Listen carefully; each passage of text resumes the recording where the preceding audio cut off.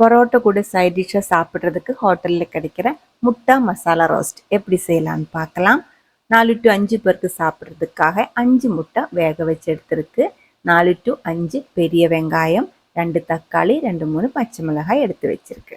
ஒரு கடாய்க்குள்ள 2 table spoon அளவுக்கு oil ஊற்றி 1 டீஸ்பூன் அளவுக்கு கடுகு, 1/2 டீஸ்பூன் அளவுக்கு சோம்பு போட்டு பொரிச்சு எடுத்ததுக்கு அப்புறம் வெங்காயம் நைஸாக கட் பண்ணி சேர்த்து கொஞ்சமாக உப்பு கூடி சேர்த்து நல்லா வதக்கிக்கோங்க. இதே மாதிரி கொஞ்சம் சாஃப்டாக டிரான்ஸ்பரண்டாக வந்ததுக்கப்புறம் 1/2 டீஸ்பூன் அளவுக்கு இஞ்சி பூண்டு பேஸ்ட்டு சேர்த்துருக்கு. இடித்து சேர்த்தாலும் போதும்.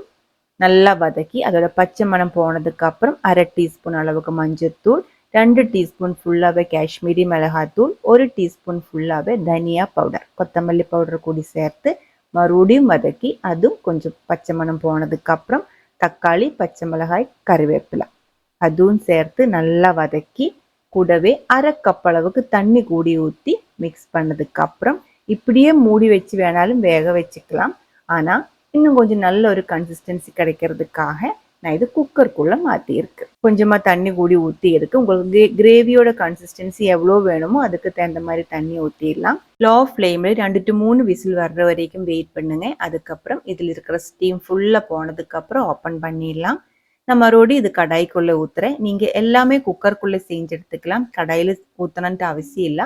எண்ணெய் ஊற்றி கடுகு தாளிக்கிறதுல இருந்து எல்லாமே குக்கர்லேயே செஞ்சு எடுத்துக்கலாம். நான் இது கேமரையில் கொஞ்சம் கிளியராக தெரியறதுக்காக தான் கடாயில் சேர்த்துருக்கு. வெங்காயம் தக்காளியில் நல்லா வெந்திருக்கிறதுனால ஒரு டைம் கரண்டி வச்சு மேஷ் பண்ணி விடும்போது நல்ல திக்காக இருக்கிற கிரேவியாக கிடைச்சிடும். அதுக்கப்புறம் 1/2 டீஸ்பூன் அளவுக்கு கரம் மசாலா பவுடர் சேர்த்துக்கலாம். இல்லை இருந்தால் சிக்கன் மசாலா பவுடர் சேர்த்துக்கலாம்.